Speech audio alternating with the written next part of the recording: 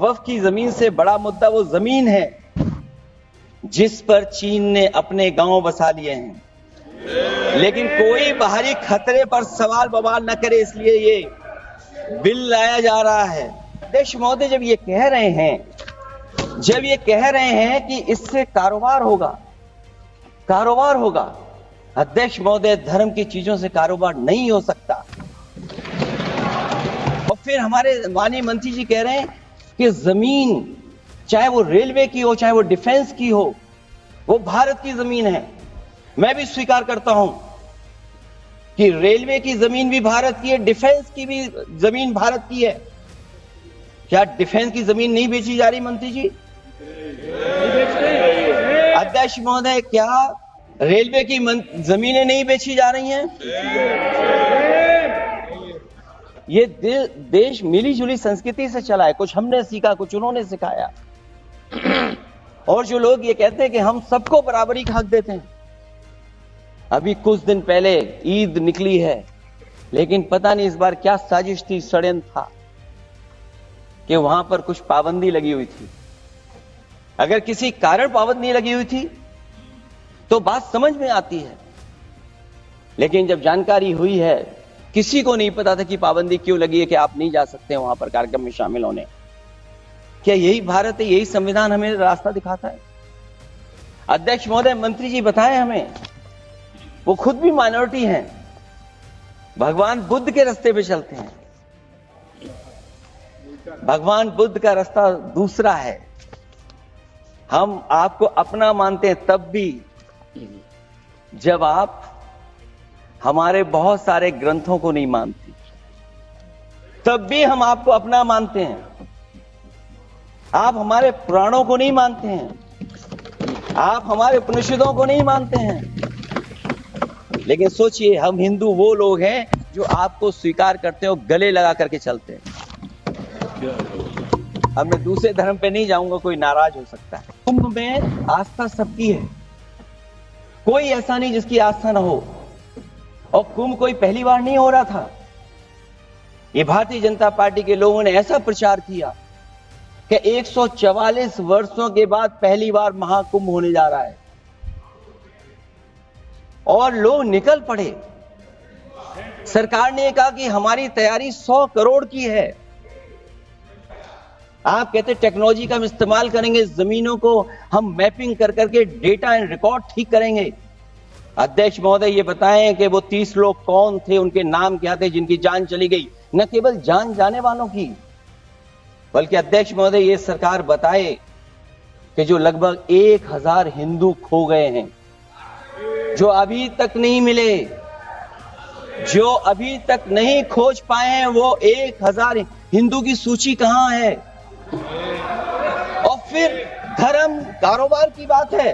वक्फ bill जो लाया जा रहा है वो अपनी वोट बैंक को संभालने के लिए और समाज को बांट करके, ध्रुवी कर करके राजनीतिक लाभ लेने के लिए लाया जा रहा है। मैं हिंदी और अंग्रेजी को जो कुछ समझ सकता हूं वो यही मैं कह सकता हूं कि माननीय मंत्री जी ने ये कहा कि ये उम्मीद है। ये उम्मीद कैसे बना है? अंग्रेजी में भी मुझे समझ में नहीं आ रहा कि उम्मीद है, ये हिंदी में भी समझ में नहीं आ रहा कि ये उम्मीद है। यूनिफाइड वक्फ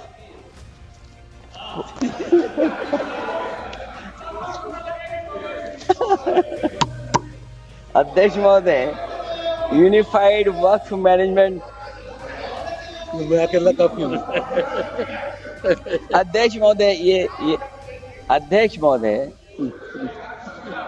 मैं समझ सकता हूं कि मैं वो बात छेड़ना नहीं चाहता था, लेकिन क्या करूं, मजबूरी है अब। अध्यक्ष महोदय, अभी माननीय सदस्य लोग ये कह रहे हैं कि हमारे सदस्य नहीं है यहां पर जो हमारे साथी हैं, लेकिन अध्यक्ष महोदय मैं ये कहना चाहता हूं, अध्यक्ष महोदय मैं ये कहना चाहता हूं, ये जो बिल लाया जा रहा है, भारतीय जनता पार्टी में एक मुकाबला चल रहा है। भारतीय जनता पार्टी के अंदर मुकाबला चल रहा है कि खराब हिंदू कौन बड़ा है। और ये बात अध्यक्ष महोदय मैं ऐसे ही नहीं कह रहा हूं। जो पार्टी ये कहती हो कि दुनिया की सबसे बड़ी पार्टी है। अध्यक्ष महोदय, वो अपना राष्ट्रीय अध्यक्ष नहीं चुन पाए अभी तक। अध्यक्ष महोदय, भारतीय जनता पार्टी क्या है?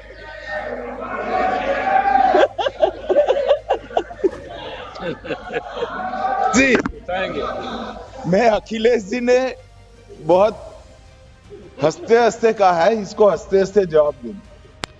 ये सामने जितनी पार्टियां हैं उनका राष्ट्रीय अध्यक्ष उन 5 लोगों को ही चुनना है परिवार के।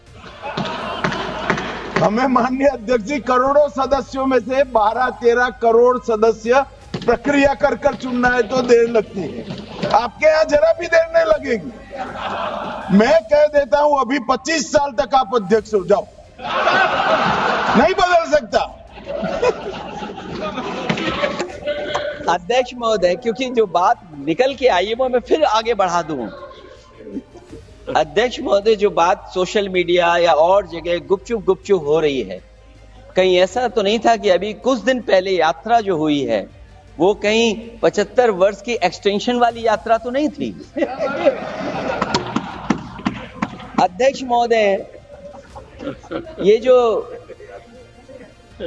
इस बार जो वक्फ बिल आया है, नाकामी का पर्दा इस बार है वक्फ बिल। और नाकामी को एक आध नहीं है, मैं कई नाकामियां बता सकता हूं। अभी मैं माननीय सदस्यों को सुन रहा था, वो पुराने कई बिल उनके बारे में चर्चा कर रहे थे कि कितने प्रोग्रेसिव बिल लेकर के आए हैं। मुझे याद है, मैं उत्तर प्रदेश में उस समय था और मुझे लगा कि शायद इनकी वो बात ठीक होगी। एक ये बहुत तैयारी के साथ फैसला लेकर के आए थे और फैसला ये लिया था आधी रात के आज के बाद नोट नहीं चलेंगे, नोट बंद हो जाएंगे। अध्यक्ष महोदय, उस नोटबंदी नाकामी के बारे में भी तो चर्चा हो जाए कि अभी भी न जाने कितनी जगह पर कितना रुपया निकला जा रहा है, कितना निकल करके आ रहा है।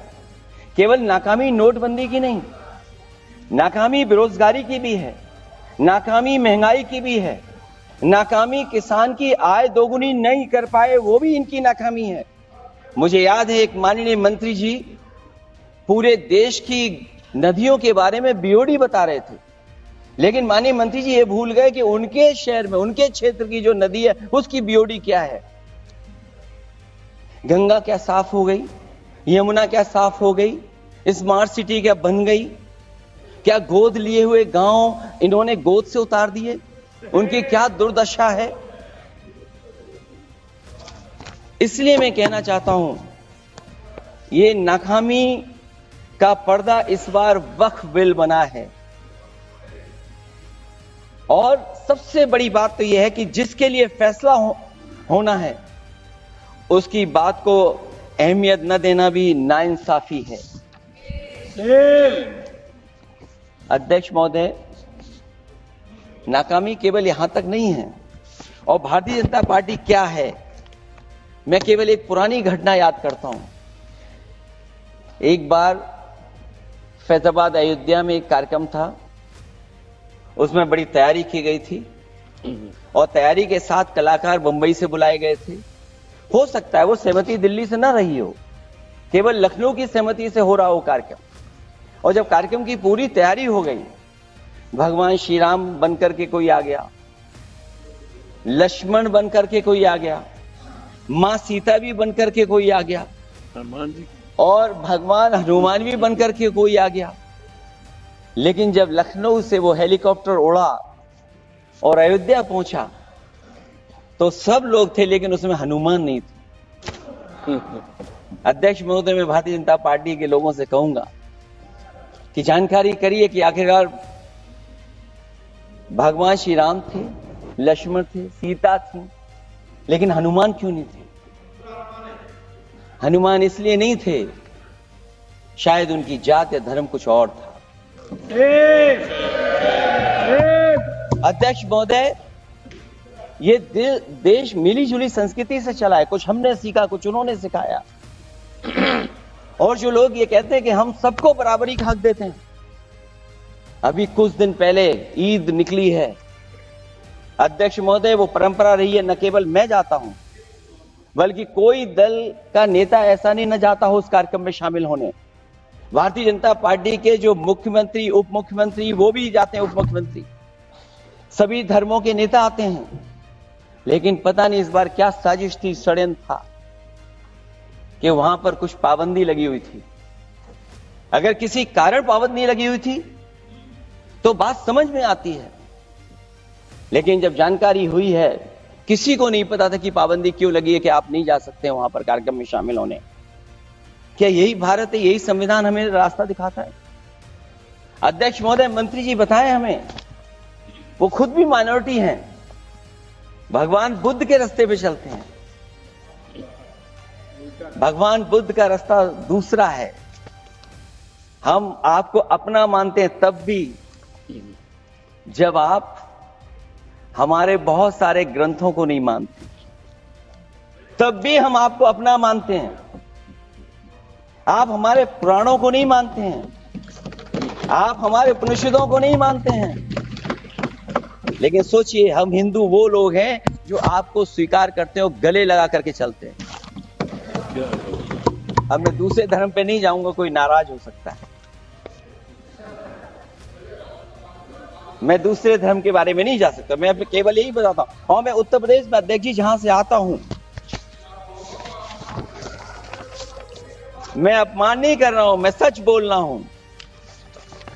और ये बिहार के चुनाव में जो आप कह रहे हैं कि महिलाओं को 2 मेंबर बना दिया, इस बार मैं भी देखूंगा आप आगे भारतीय जनता पार्टी कितनी महिला लोगों को टिकट देंगे वहां पर।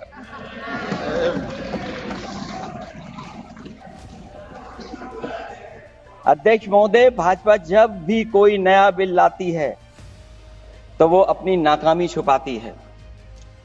भाजपा वाले मुसलमान भाइयों की वक्फ की जमीन चिन्हित करने की बात कर रहे हैं, जिससे महाकुंभ में जो हिंदू मारे गए हैं या खो गए हैं उनको चिन्हित करने की बात पर पर्दा पड़ जाए। अध्यक्ष महोदय, मुझे खुशी इस बात की कि हमारा धर्म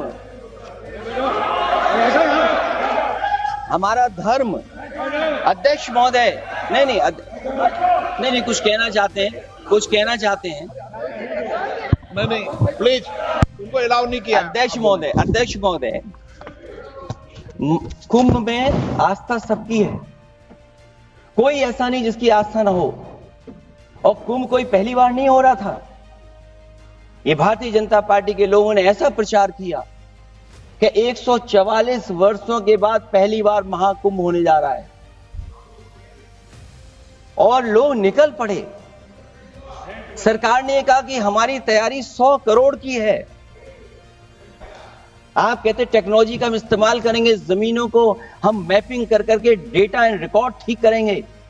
अध्यक्ष महोदय, ये बताएं कि वो 30 लोग कौन थे, उनके नाम क्या थे जिनकी जान चली गई, न केवल जान जाने वालों की, बल्कि अध्यक्ष महोदय ये सरकार बताए कि जो लगभग 1000 हिंदू खो गए हैं, जो अभी तक नहीं मिले, जो अभी तक नहीं खोज पाए हैं, वो 1000 हिंदू की सूची कहां है? और फिर धर्म कारोबार की बात है, जो ये लोग गोली।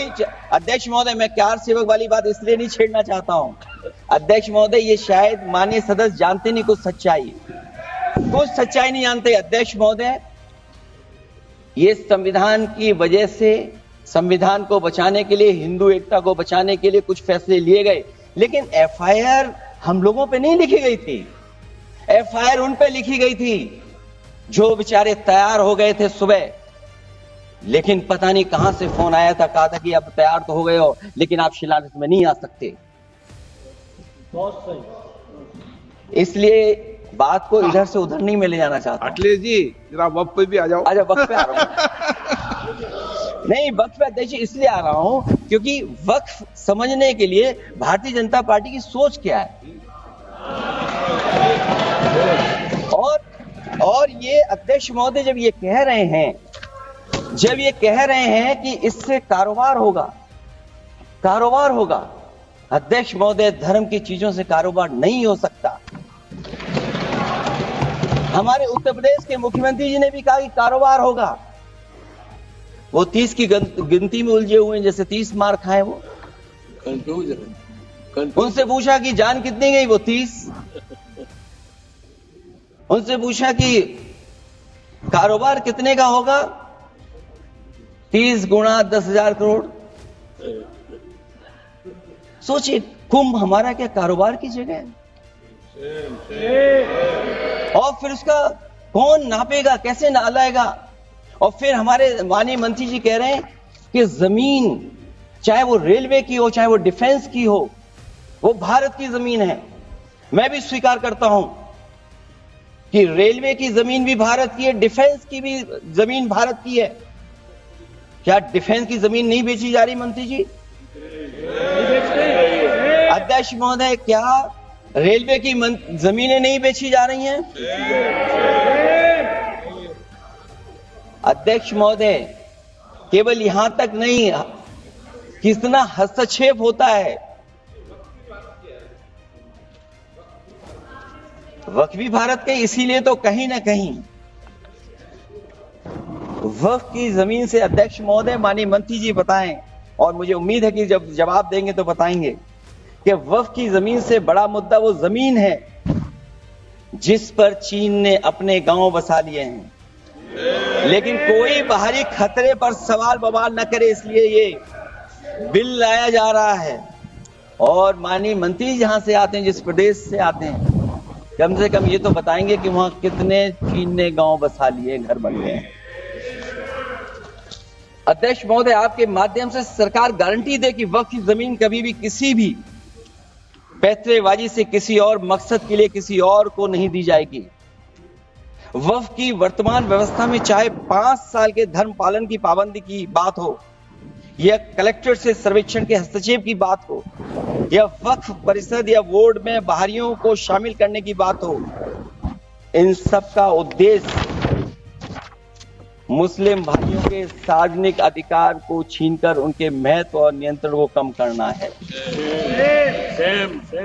ट्रिब्यूनल के निर्णय को अंतिम न मानकर उच्च न्यायालय में लेकर जाने की अनुमति देना दरअसल जमीनी विवाद को लंबी न्यायिक प्रक्रिया में फंसाकर वक्फ भूमि पर कब्जों को बनाए रखने का रास्ता खोलेगा। सबसे बड़ी बात यह कि वक्फ बिल के पीछे की न तो नीति सही है, न नियत। ये देश के करोड़ों लोगों से उनके घर दुकान छीनने की भी साजिश है। भाजपा एक अलोकतांत्रिक पार्टी है, वो असहमति को अपनी शक्ति मानती है। जब देश के अधिकांश राजनीतिक दल वक्फ बिल के खिलाफ हैं, तो उसे लाने की जरूरत क्या है जो जिद क्यों कर रहे हैं सरकार? वक्फ बिल का लाना भाजपा की सियासी हट है। वक्फ बिल भाजपा की सांप्रदायिक राजनीति का नया रूप है। वो तो आपको काटेगा, और इसलिए काटेगा कि अध्यक्ष महोदय बाहर ये लिखते हैं सत्यमेव जयते, बाहर है लिखते सत्यमेव जयते, भाजपा अंदर असत्य बात कहते। भाजपा वक्फ बिल लाकर अपने उन समर्थकों का तुष्टीकरण करना चाहती है जो भाजपा की आर्थिक नीति, महंगाई, बेरोजगारी, बेकारी और चौपट अर्थव्यवस्था से उसे छटक गए। क्योंकि अध्यक्ष महोदय, जब से वोट में गिरावट आई है, और खासकर उत्तर प्रदेश में भी, तब से भारतीय जनता पार्टी की कोशिश है कि अपना वोट कैसे संभाला जाए। ये वोट को संभालने के लिए बिल लाया गया है। भाजपा का लक्ष्य वक्फ की जमीनों पर है। इन जमीनों का नियंत्रण अपने हाथ में लेकर इन जमीनों को पिछले दरवाजे से अपने लोगों के हाथों में दे देना चाहती है। भाजपा चाहती है कि वक्फ बिल लाने से मुस्लिम समुदाय को लगे कि उन पर हक को मारा जा रहा है, वो उद्वेलित हों और भाजपा को ध्रुवीकरण की राजनीति करने का मौका मिल सके। क्योंकि अध्यक्ष महोदय, भाजपा का लक्ष्य यह है कि ध्रुवीकरण हो, क्योंकि वो जानते हैं कि ध्रुवीकरण जितना होगा उससे वो लाभ उठाने में आगे रहेंगे। तो ये वक्फ बिल जो लाया जा रहा है, वो अपनी वोट बैंक को संभालने के लिए और समाज को बांट करके ध्रुवी कर करके राजनीतिक लाभ लेने के लिए लाया जा रहा है। और अगर इसके लिए नहीं लाया होता तो पहले से जो जितने फैसले लिए सरकार ने, क्या उससे देश और प्रदेश में कोई बड़ा बदलाव आ गया है? अगर स्मार्ट सिटी का बात करें तो कितनी स्मार्ट सिटी बन गई है आपकी? आपके नोटबंदी की वजह से न जाने कितना रुपया कहां निकल रहा है।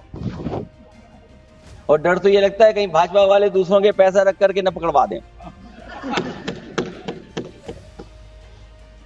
वक्फ बिल के आने से पूरी दुनिया में एक गलत संदेश भी जाएगा। इससे देश की सेकुलर इमेज को बहुत धक्का लगेगा।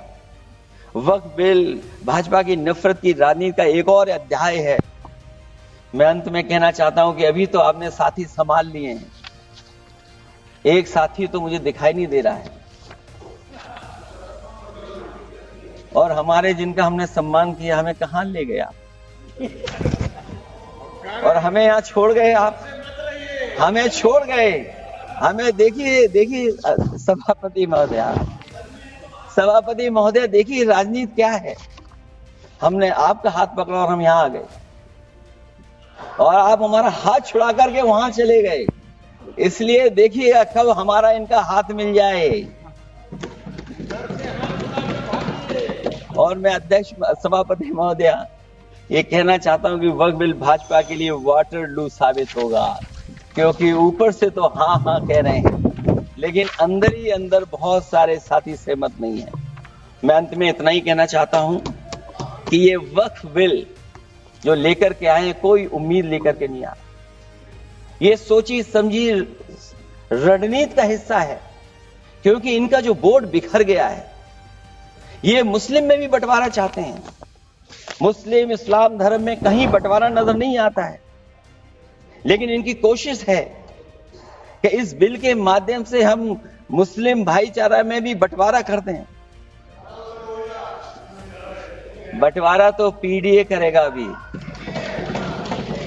अभी देखिएगा सभापति महोदया, हमारे एक सदस्य कह रहे थे कि चुनाव बहुत अच्छा होता है। इनसे बेहतर किसने चुनाव देखा होगा? चलिए धन्यवाद। वोट ही नहीं डालने दिया। चलिए सभापति महोदया, मैं धन्यवाद देता हूं। मैं और अपने दल और साथियों के साथ कहता हूं कि समाजवादी पार्टी बिल का विरोध करती है। वोट पड़ेगा तो हम इसके खिलाफ वोट डालने जा रहे हैं।